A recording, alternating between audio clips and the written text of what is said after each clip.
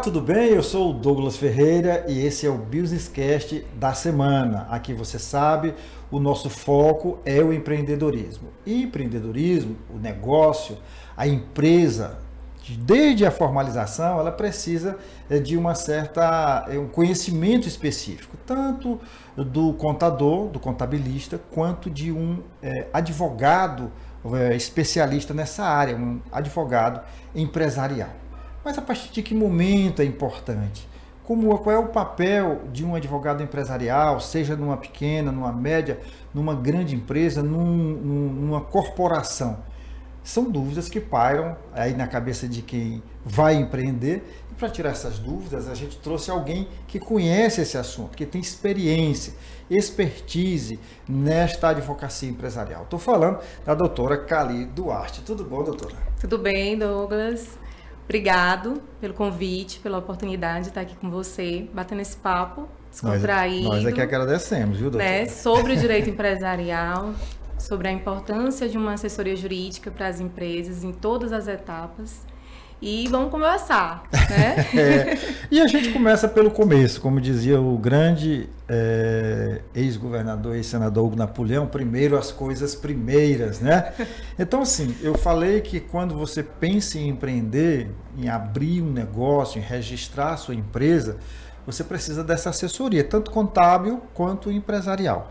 Já é logo aí que precisa, e qual é a assessoria que o advogado pode prestar já na formatação do contrato empresarial? Costumo dizer... Da abertura da firma. Sim, eu costumo dizer que a necessidade não é quando você cria o seu CNPJ e abre a sua empresa, é bem antes. A importância do empresário estar assessorado desde o início do negócio, ela é imprescindível. Por quê? Tendo uma assessoria jurídica, você inicia, como você falou pelo começo, você constitui um contrato social que esteja ali, né, abordando, prevenindo, mitigando riscos desde o início. Colocando lá no contrato social dessa empresa, desde o início, todos os pontos, todas as questões que envolvam aquele negócio, prevenindo e gerindo riscos. O nosso papel como advogado, né, empresarial, estou nessa batalha já há mais de 14 anos, e lá atrás a gente tinha muita dificuldade de mostrar para o empresário a importância de ter uma advocacia preventiva empresarial. Eu me lembro meu pai foi também empresário, e assim, a gente só procurava o advogado quando aparecia um pepino, né? Para apagar o incêndio. Né? Para apagar o incêndio. E na prospecção de clientes, né, lá atrás, eu já, desde o início, já estava no escritório que já tinha uma carta de clientes, porém a gente sempre nessa questão contenciosa.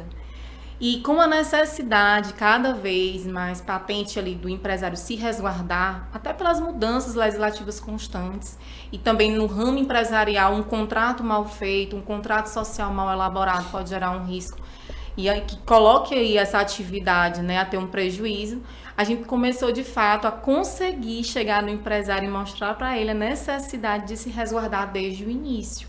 Então, a nossa importância, né, nessa prevenção, né, nessa gestão de risco, porque hoje o advogado preventivo, ele senta à mesa junto com o sócio praticamente em todos os momentos dessa gestão, porque ele está lá para orientar... Preventivo, é? Preventivo. Porque ele está lá para orientar todas as tomadas de decisões, para poder elaborar um contrato bem elaborado, para orientá-lo nas questões societárias, para contratar um funcionário. O direito empresarial é uma área muito ampla, né, que permite que a gente tem que ter um conhecimento de gestão, em primeiro lugar, para poder exercer a advocacia da forma que ela tem que ser exercida, ajudando ali o empresário realmente. E ela é ramificada, porque a gente tem essa importância para gerir os riscos juntamente com a contabilidade, com os setores da empresa, dando esse apoio para os sócios. Então, como a senhora falou mesmo, a partir do momento que pensa a empresa, que registra a empresa e no desenvolvimento dessa empresa, Sim, nos problemas e riscos que ocorrem durante a própria existência da empresa. Sim, sim. Eu costumo dizer que o empresário, como você falou, quando a gente pensa em advogado, a gente pensa no processo. E aí, quando a gente recebe um cliente, né, no nosso escritório, por exemplo, quando a gente recebe um empresário, a primeira coisa que a gente fala, a gente não gosta de processo. A gente trabalha para que você não tenha um processo. Evitar o processo. Então, a gente vai regulamentar o seu processo interno. Hoje nós temos o compliance, né, que é algo que é exigido hoje em certames nas licitações. O Ministério Público do Trabalho hoje, ele também orienta e recomenda que as empresas tenham um compliance implementado, principalmente no aspecto trabalhista, fiscal. Então, estar em conformidade com a lei hoje é essencial para que você tenha um negócio seguro. E digo isso não só para os grandes empresários, mas para as pequenas e médias empresas. Porque, vamos lá, se eu tenho uma pequena empresa e aí recebo ali um processo, né, fiscal ou trabalhista, onde eu vou ter que pagar uma multa que vai ali esvaziar o meu caixa, prejudicar o meu negócio. Então, é a minha atividade que está em risco quando eu não atuo de forma preventiva. Então, o advogado, né, empresarial, ele é essencial nessa gestão de riscos empresariais, né, nessa organização que a empresa deve ter, com documentos, contratos bem elaborados, né, um contrato social pensado para resguardar os riscos dessa atividade, dessa sociedade. No aspecto trabalhista, que hoje, né, o que eu mais tenho me dedicado, que é o compliance trabalhista das empresas, é a gente fazer toda a formatação de todos os documentos, um regulamento interno, um código de ética, um contrato de trabalho, onde ali possuam cláusulas, né, que resguardem aquela atividade. Então, é isso. É funcionar, é estar em atividade. O empresário, ele quer lucrar, mas o também compliance nada mais é do que a empresa agir dentro da lei, respeitando a legislação, de certa forma se prevenindo de riscos. É isso, né? Compliance, né? A etimologia da palavra, ela vem do comply, né? É falar que você esteja em conformidade com a legislação. Isso. Então, estar em compliance é você estar ali cumprindo as normas legais. É o cuidado que você deve ter. Vou te dar um exemplo clássico quando a gente fala de compliance, né? A gente fala muito de fornecedores. Toda empresa, ela tem fornecedores, né? Ela tem terceiros que ela se relaciona. Então, você tem que ter cuidado internamente, né, na atividade empresarial, quando a gente fala da sua empresa, mas também com quem você se relaciona. Que na linguagem do compliance, a gente chama de stakeholders, que são os terceiros que você se relaciona. Então, quais são os cuidados que você tem? A gente teve um caso, né, que saiu na mídia, teve ampla repercussão, de uma empresa, né, de varejo, de roupas da moda, onde ela tinha um fornecedor que foi autuado pelo Ministério Público do Trabalho por ter trabalho escravo, né, por ser autuada por utilizar de trabalho escravo. E aí o dano reputacional que essa grande empresa sofreu por não ter tido o cuidado devido na hora de se relacionar com o terceiro, impactou o negócio. Então, quando a gente implementa na empresa um programa de compliance, a gente pensa em todas essas relações. Relações com os colaboradores, a parte fiscal, que é o compliance fiscal, a parte de contratos, o compliance trabalhista. Então, tentando que a empresa esteja em total conformidade. E documentando isso, né? Preciso realmente saber com quem a empresa está se relacionando, né? Sim. Seja desde o próprio colaborador até o fornecedor. Sim. A gente tem planos, né, planejamentos e programas que são implementados nessa empresa e, a depender do porte, a gente cria setores internos só para cuidar disso, né? Ensejando o quê? Gerir riscos. Resguardar a imagem dessa empresa para que ela possa funcionar, estando em conformidade com a lei, evitando multas, processos, demandas judiciais, né, e poder funcionar de uma forma que ali ela tenha segurança. Muitas vezes o empresário ele se vê encurralado por situações que poderiam ter sido evitadas. E aí quando chega na nossa mesa, no nosso escritório, já chega com aquele problema para ser tratado em uma situação que poderia ter sido evitada. Se tivesse um documento bem elaborado, pensado para aquela atividade, né, pensado para aquele problema específico, em como evitar aquele problema específico. Afinal, nós vivemos hoje num país onde tudo é judicializado, né? Tudo. Quando você tem razão, você vai e judicializa. Quando você não tem razão, você judicializa do mesmo jeito. Mas tem uma diferença, né? O risco da atividade empresarial envolve o risco de sofrer um processo, obviamente. Sim. Seja em qual esfera for. No âmbito trabalhista, no âmbito fiscal. Mas a diferença da empresa que trabalha de forma preventiva, que contrata profissionais para exercer ali uma advocacia preventiva, uma contabilidade que cuida de um planejamento fiscal. A diferença é que quando esse processo chega, você tem como se defender. Você tem o documento, você tem o processo interno, a gente chama de política interna, né? A gente tem política interna. Empresa que funciona de uma forma segura, ela tem política interna para quase tudo. Ela tem a política interna do marketing, ela tem a política interna de contratação, de demissão. Então, quando a empresa ela documenta os seus processos internos e o processo judicial chega, porque ele pode chegar. Quando a gente está com o cliente conversando, apresentando uma proposta de uma advocacia preventiva, que é o que geralmente a gente chama de contrato de partidos, que é aquela assessoria mensal, onde o cliente ele nos contrata para andar de mãos dadas com ele na condução da empresa, para estar ali gerindo os riscos. A gente tem uma linguagem muito clara no sentido de, a gente não tem como evitar que você sofra um processo, que você seja fiscalizado. A grande diferença é que isso acontecendo, você vai ter documentos, você vai ter preparado, né? Você vai ter procedimentos internos implementados e você vai ter como se defender. E as chances de você ter um êxito nesse processo, né? A gente agir no contencioso mais resguardado, então a chance de você ganhar esse processo, ela praticamente dobra, né? Multiplica. Doutora, qual é a maior demanda ou as maiores demandas hoje na área empresarial? Eu estou me referindo a questões de judicialização. Sim. Quando a gente fala de judicialização, a gente está vivendo um momento muito crítico para as empresas, né? Porque estamos com muitas mudanças legislativas, né? A gente tem a reforma tributária batendo na porta. Temos várias... Tá muita gente assustada com isso, porque realmente ela ainda não está, as coisas não estão bem definidas, algumas Sim. coisas, né? Temos também na seara trabalhista as questões emocionais, né? Assédio moral, sexual, com o acesso muito... Hoje, o mundo que vivemos, né? A gente tem uma gama de situações que, se não forem tratadas nas empresas, elas viram um processo.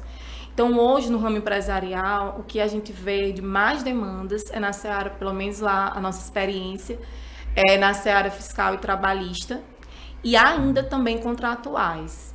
Muitas empresas com brigas de sócios, sócio querendo sair, sócio querendo entrar, onde o contrato social lá atrás não foi construído de uma forma pensada e inteligente para prevenir esses problemas. Então, nós temos questões societárias em si e muitos problemas na parte fiscal e trabalhista. Por quê? Lá atrás, há uns 2 anos atrás, essas mudanças elas já eram previstas. E muitas dessas normas que vão começar agora a ter a exigência legal em maio, como a gente vai ter a questão da NR1, tivemos a CIPA, temos a questão da reforma tributária, que já vai valer, né? Já está valendo, mas no próximo ano de forma, né, podendo ter sanções. Então, há uns 2 anos atrás, a gente já vinha prevenindo essas empresas para se organizarem, né? Os nossos clientes, com quem a gente estava ali tratando, prospectando, sempre avisando, vai chegar um momento que, se o empresário ele não tiver adotado medidas preventivas dentro do seu negócio, com certeza ele vai encarar passivos. Passivos em várias esferas do direito empresarial, né, que envolvem ali a empresa, fiscal, trabalhista, contratual, e que é interessante que essas medidas preventivas sejam adotadas para resguardar o negócio, para que não haja aí uma fiscalização que venha a multar no valor elevado ou um processo judicial que venha a prejudicar a atividade. Doutora, a senhora falou aí na reforma tributária, e uma curiosidade que a gente sempre tem aqui os grandes grupos empresariais, a gente imagina que tenham buscado mais assessoria, buscado mais medidas preventivas e procurado se adequar à nova legislação. E os pequenos, doutor? Eu fico imaginando um empresário que está ali correndo atrás, faz o pagamento da folha hoje, já está pensando na próxima. Como é que ele deve fazer para se adequar? Porque não dá para fugir. A legislação, você consegue fugir até, evitar até a morte, mas não consegue evitar o fisco, né? É verdade. E aí? Hoje nós trabalhamos para o fisco, né? Porque as informações somos nós que a gente que dá as informações, né?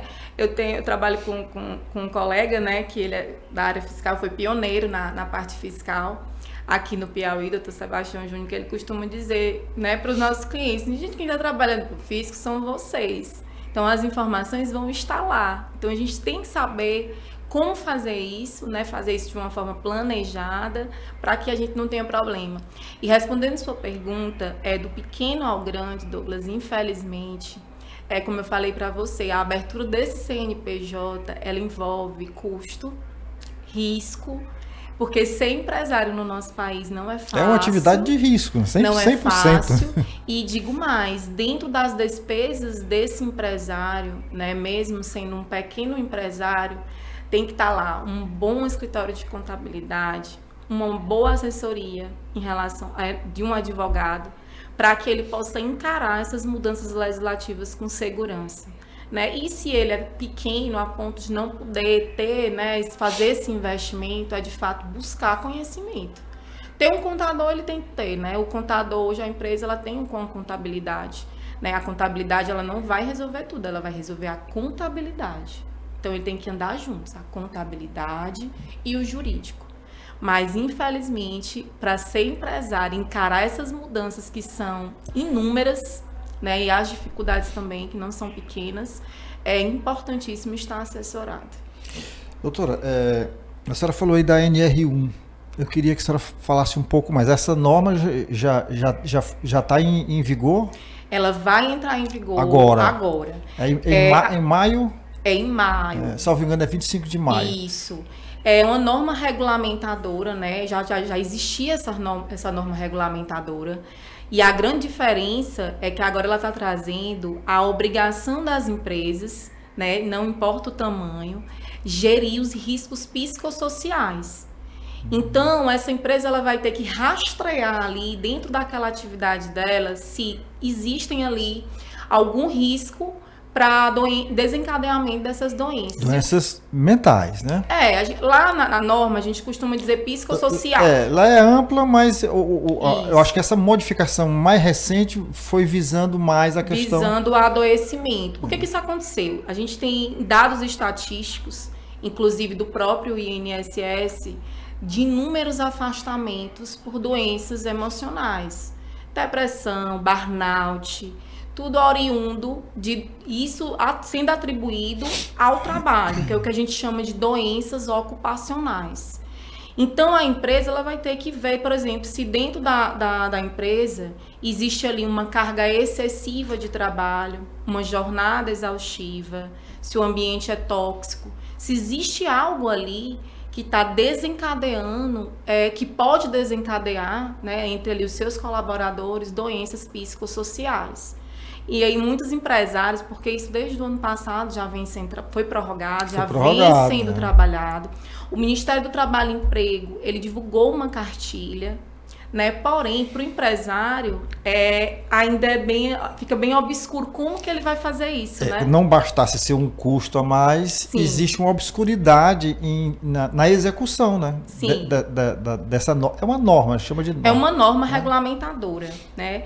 E aí, toda empresa ela tem um documento que é chamado de PGR, né? Que lá nesse PGR tem todas as questões da empresa que envolvem segurança, né? A segurança do trabalho, a saúde do empregado.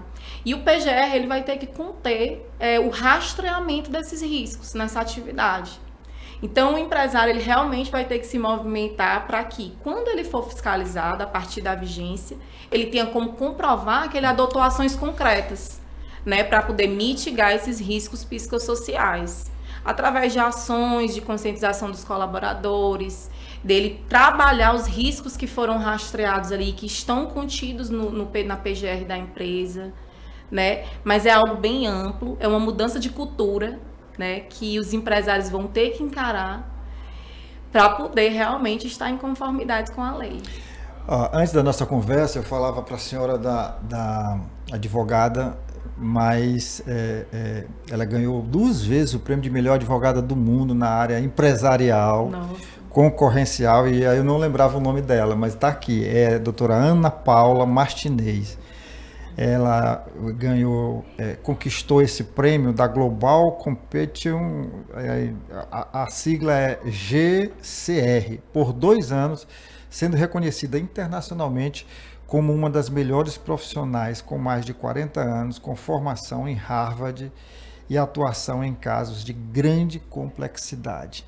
Ela tem uma formação extraordinária, não só por ter estudado em Harvard, mas porque ela demonstrou para o mundo a competência, né? Sim. Então, isso é direito empresarial, né? Isso é direito empresarial. E exercido por uma mulher como a senhora. É novidade isso? As mulheres já chegaram assim arrasando, Eu costumo dizer que de uns tempos para cá a gente consegue realmente ver uma ascensão clara, né, das profissionais mulheres em todos os âmbitos, né? Eu tenho muitas colegas que atuam também no direito empresarial e são ótimas profissionais, então eu tenho que defender, né, minha classe. Mas eu tenho observado que, assim, não só no direito empresarial, mas no direito empresarial também. Porque era uma seara assim, mais dominada por homens, não era? Como tudo, né, Douglas? Não. A gente está restringido aqui, não militando, mas já militando, né, em favor das mulheres. A verdade é que a nossa sociedade, de fato, nos impôs alguns limites, né, desde antes. A gente teve que conquistar tudo, a gente teve que conquistar o direito de voto, e aí fomos conquistando, e hoje, se pudermos ocupar esse espaço, é porque lá atrás tivemos grandes mulheres, como você está citando aí, que chegaram, né, antes da gente. Né? A gente tem que ter esse reconhecimento, essa gratidão, porque se hoje não é fácil, lá atrás é que realmente que não era, né? Eu, assim, como mulher e como mulher advogada, eu defendo muito essa pauta da gente poder ter o nosso lugar, porque o que me parece é que o nosso currículo é sempre mais extenso, mas a nossa dificuldade de ocupar alguns lugares é bem maior. E que muitas vezes, para ser ouvida, a gente tem que pedir para não ser interrompida. Então, assim, o nosso lugar de fala, ele ainda tem muito que ser conquistado e respeitado pela sociedade como um todo. Eu não digo pelo homem, eu digo pela sociedade. A gente não ter que provar tanto a nossa capacidade pelo simples fato de ser mulher. Sem dúvida, sem dúvida. Mas as mulheres estão avançando, graças a Deus. Graças a Deus. Dividindo responsabilidades, sim, que também é importante. Mas assim, vamos falar agora um pouco da cidadã Cali Duarte. Sim. A senhora é teresinense? Sim, eu sou teresinense, mas eu me considero florianense, né? Meu pai, a família do meu pai é de Floriano, Piauí, da minha mãe é de Valença, do Piauí. Mas nasci aqui em Teresina, porque na época... E viveu mais aqui ou lá? Aqui. Mas férias e o carnaval sempre era para lá, Floriano, Piauí. Nascemos aqui, né, eu e meus irmãos, porque o meu pai, apesar de ele nasceu em Floriano, mas muito cedo, ele veio, né, prospectar aqui uma carreira, estudar aqui em Teresina, né, e integrou o Ministério Público e fazia carreira aqui em Teresina. Então, a gente viveu a vida toda aqui. Quando eu me formei, ele me abandonou. Se aposentou e voltou, abandonou no bom sentido. No bom sentido. E voltou para a terra natal. E voltou para a terra natal. E aí eu fiquei aqui já muito cedo, saí da faculdade. Eu comecei a estagiar, na verdade, no 5º período, no mesmo lugar onde eu estou hoje, no mesmo escritório. Era estagiária do escritório, consegui me efetivar e estou lá, vou fazer mais de 15 anos. Né? Então, sim, o nome do escritório é SJ Advocacia Empresarial, então eu estou no empresarial desde a formação na faculdade. Né? E formou aonde? Eu formei na Uninova FAP. Uninova FAP. E fiquei aqui em Teresina. E estou aqui, não pretendo, por enquanto. Aí aqui constitui família, né? Constituir família. Tenho um príncipe de 6 aninhos, o Davi. Eita, eu sei o que é isso. O meu tá com 7, viu? Sou casada com também um advogado, um batalhador, 2 advogados, né? Que é uma profissão de fé, né? Uma profissão que a gente realmente, eu acho que a gente tem que ser vocacionado para ser advogado. Eu não vejo a advocacia como uma profissão que você simplesmente escolhe. Eu acho que a advocacia é que escolhe a você, gente. né? Com certeza. Eu tive várias oportunidades de estudar. Assim, graças a Deus, a minha família me dava essa oportunidade. Se eu quisesse... Você quer um concurso público? Você quer que parar uns 2, 3 anos para estudar e... Ser concurseira. Ser concurseira. Mas não. Me fisgou. Desde que eu me graduei, que eu já estava no escritório de advocacia, eu vi que era o que eu queria para mim. Tem dias que a gente dá um desespero, mas fala, não, mas quando a gente consegue ali conquistar algo, né, quando aquela... Eu penso muito que o trabalho da gente tem que modificar a vida de alguém de alguma forma, né, assim às vezes alguém até, às vezes, meu Deus, tu pegador do cliente. Não é isso, assim, eu acho que quando você faz com amor, quando você faz o que você gosta, o que você escolheu, né, eu acho que você faz com prazer. Né? E aquilo te traz uma satisfação. Às vezes estou 8 horas da noite no escritório, meu Deus, estou perdendo algumas coisas, né? Mas é bom fazer o que você ama. Eu faço jornalismo por amor. Acho que é por isso que eu nem segui a carreira de advogado, porque eu não consigo viver sem isso aqui. Eu estava falando ali para o Elielson ontem, eu fui dormir 1h pouco da manhã e estava redigindo. Eu fico procurando na internet, aí vi a história lá da morte do sicário do Vorcaro. Você está sabendo da história? Não. Não era só uma empresa do ramo financeiro, não era só um banco. O Vorcaro era quase um gangster.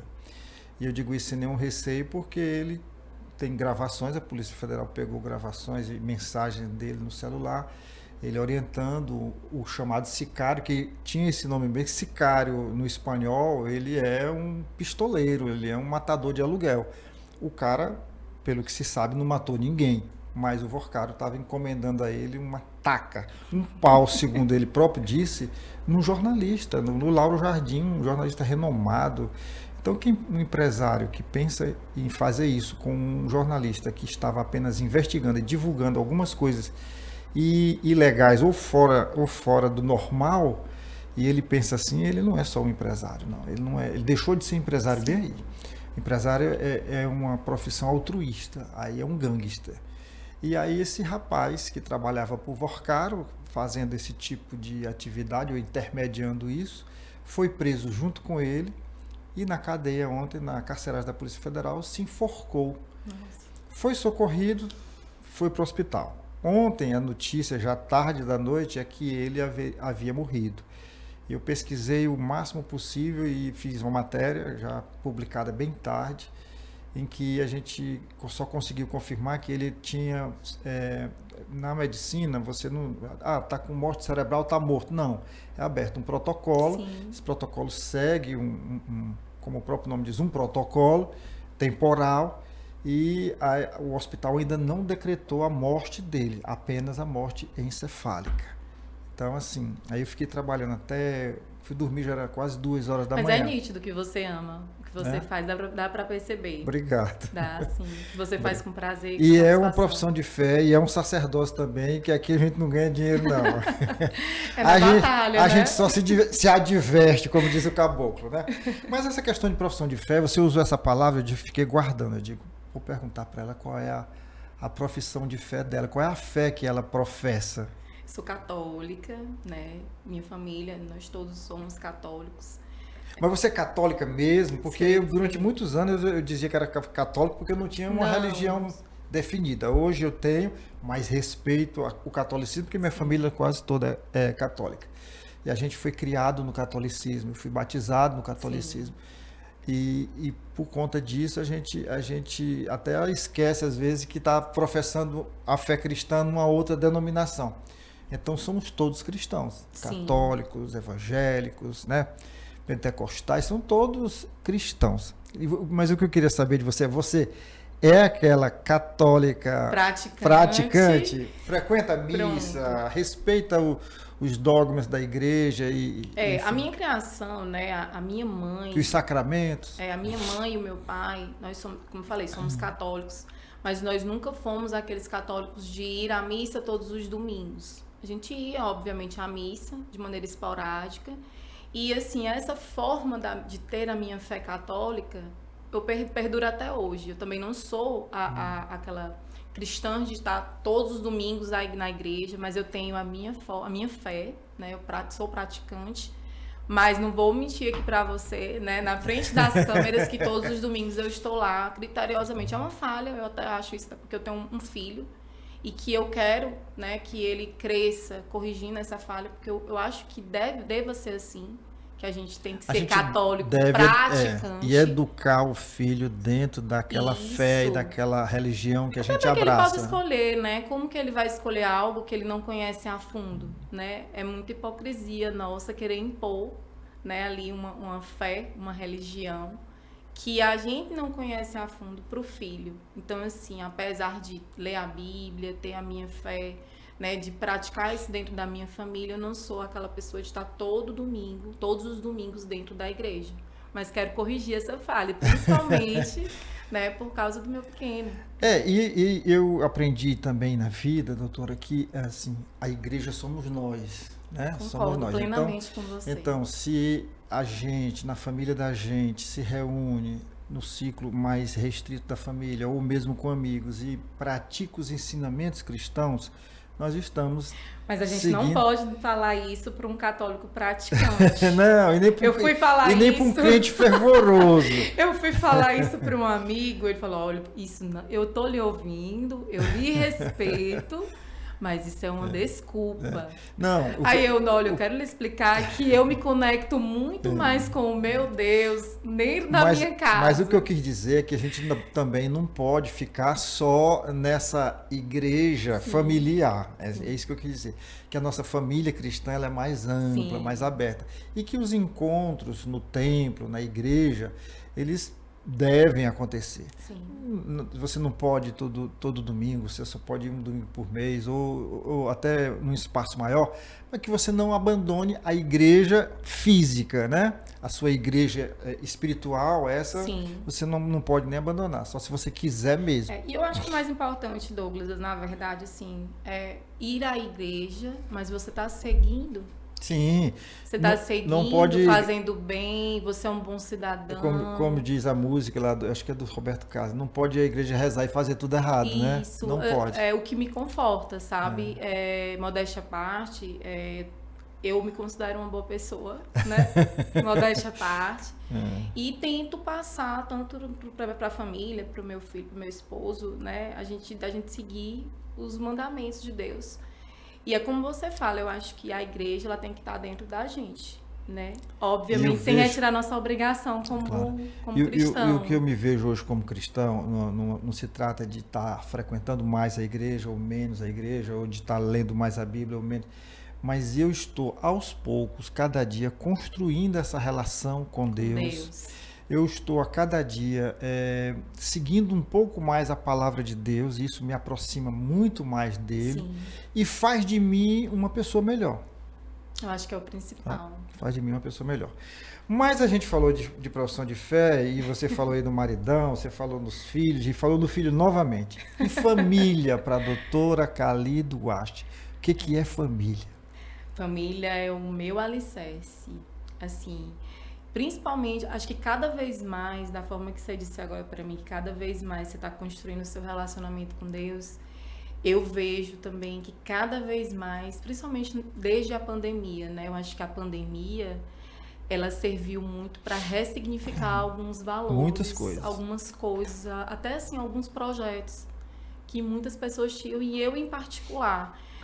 Porque naquele momento, né, de desespero, eu realmente vi o quanto a minha família é a minha base, né? Aconteceu uma coisa comigo que realmente me tirou do eixo, foi ter que parar, sair do escritório e me recolher em casa para um home office. E isso, no primeiro momento, para mim, que sou autônoma, né, isso me desesperou, me desestabilizou. Né? Acho que aconteceu com muita gente, né? E eles, em todos os momentos da minha vida, mas naquele momento eu ressignifiquei muita coisa e vi que meu alicerce, meu tudo, realmente é a minha família. Oh, glória. Né? E digo isso e no mundo que nós vivemos hoje, né, Douglas, que as coisas muito rápidas, muitas informações, as pessoas cada vez mais superficiais e mais distantes, porque a tecnologia, a inteligência artificial, tudo está te distanciando do humano. Verdade. Então, para onde que você vai voltar? O que é verdadeiro? É a sua família, é a sua origem. Eu acho que não importa onde você vai chegar, você só não pode esquecer de onde você veio. Perfeito. Né? Perfeito. Tá aí. Bom, a gente está chegando ao final e eu quero só que você deixe uma mensagem para os nossos internautas. É quando você vai olhar para aquela câmera, certo. Mas aguenta aí que eu tenho uma mensagem aqui. Você vai mandar a sua mensagem, mas antes vou mandar a minha. Tá certo. Que é a mensagem para os nossos patrocinadores, as empresas, os escritórios de advocacia, que nos ajudam a manter esse espaço aqui, que é a voz do empreendedor, é a voz do empresário, do direito empresarial, né? E eu quero mandar aqui um alô muito carinhoso para todas as instituições e as empresas que nos apoiam. Por exemplo, a Estrada Mob, que eu não canso de dizer, é uma empresa genuinamente piauiense, embora ela esteja hoje no Piauí e no Maranhão. É uma empresa especializada no transporte de colaboradores de grandes grupos empresariais, sobretudo no agro, né? As grandes fazendas produtoras de soja contratam os serviços da Estrada Mob. Nosso abraço aqui para o Eston, nosso amigo lá da Estrada Mob. Também o Senac e o Sesc, que são instituições, você conhece, o Sistema S, que prestam relevantes serviços, não só ao setor comercial, mas à sociedade como um todo. Nós temos a Léo Madeiras, temos o MOVE, o Movimento Empreender Piauí, na pessoa do presidente Marcelino Lopes, temos a Automaster, a Pneubec, temos a Socimol, que dispensa a apresentação, uma empresa fortíssima do grupo Claudino. Temos a Pax União, com 53 anos no mercado, aquela amiga de fato das horas difíceis. Só quem passa por isso sabe a importância de uma assistência funerária quando você perde um ente querido. Temos o SESI, temos o SENAI e o Centro das Indústrias do Estado do Piauí. Muito obrigado pelo apoio. Vamos voltar aqui com a doutora Cali Duarte, chegando ao final, doutora. Eu queria que a senhora olhasse para ali e deixasse a sua mensagem. Tudo bem. Primeiro agradecer você, Douglas. Obrigado. Né, por esse bate-papo descontraído e agradecer a oportunidade.